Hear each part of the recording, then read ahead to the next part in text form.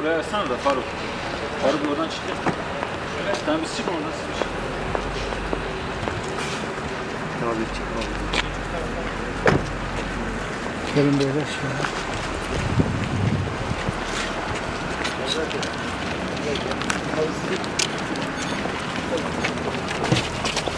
Arkadaş benimledir abi. İyi akşamlar sevgilim. Başınız sağ olsun öncelikle efendim. Sağ olun arkadaşlar. Hepimizin başı sağ olsun. Hepimizin başı sağ olsun.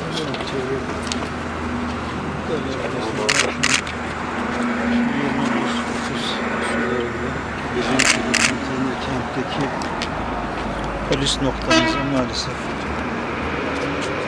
saldırı oldu ve bir polis arkadaşımızı kaybettik, şehit oldu. Kendisine Allah'tan rahmet diliyorum.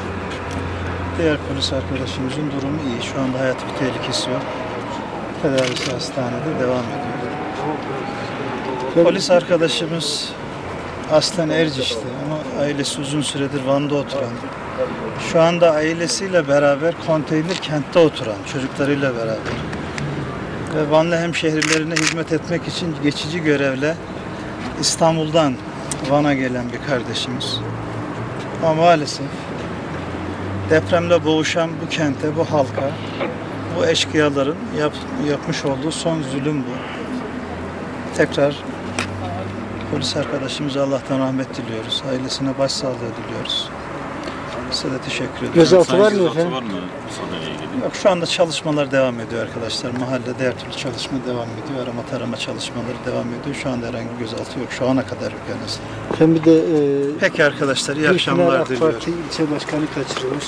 Kolay gelsin siz.